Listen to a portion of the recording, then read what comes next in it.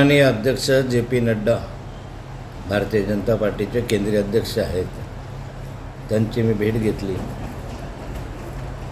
आणि भारतीय जनता पार्टीमध्ये प्रवेश करायची इच्छा व्यक्त केली। त्यानुसार भारतीय जनता पार्टीमध्ये मी प्रवेश करणार आहे आणि येत्या 15 दिवसाच्या आत हा प्रवेश व्हावा अशा स्वरूपाचा माझा प्रयत्न आहे।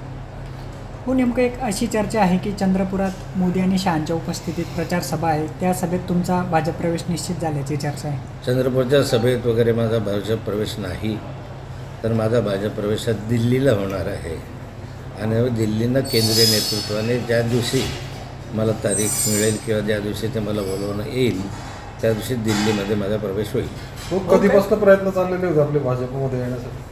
भाजपमध्ये येण्यासाठी माझा प्रयत्न कधीही नव्हता,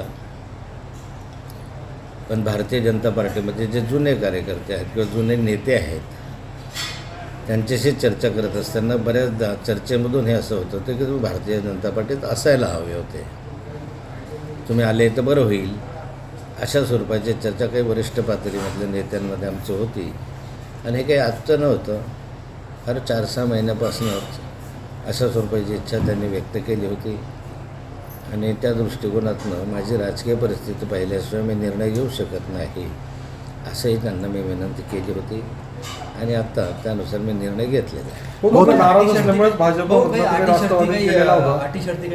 कुठलीही अटी नाही, शर्त नाही, काहीही नाही। पण राष्ट्रवादी काँग्रेसमध्ये तुम्हाला आमदारकी मिळाली होती, त्यानंतर असं काय झालं की नेमकं तुम्ही 2-2.5 वर्षात तुम्ही परत भाजपात स्वगृही परतण्याचा निर्णय घेतला? माझा निर्णय आहे तो। आता मला असं वाटलं की माझ्या स्वगृही मी गेलो पाहिजे, त्यामुळे मी स्वगृही परत येतो आहे। नाराजी दूर झाली का तुमची भाजपच्या संदर्भामध्ये जी काही नाराजी होती आपली?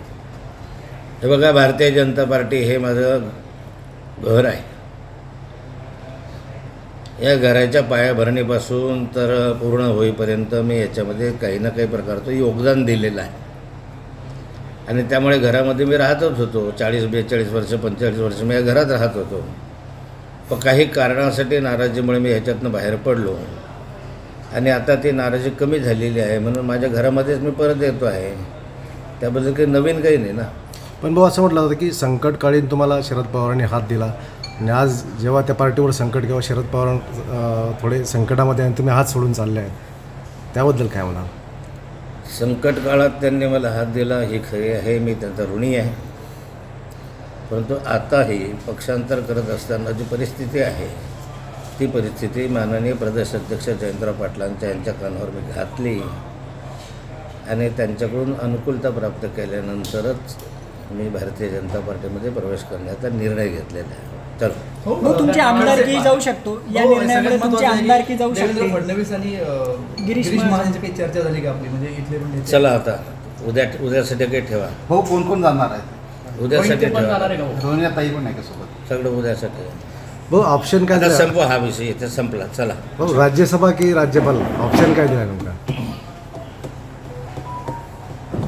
हो, नेमकं तुमची आमदारकी जाईल असं बोललं जातं या निर्णयामुळे, मग ते मी नंतर सांगेन, अजून प्रवेश तर करू द्या, अजून प्रवेश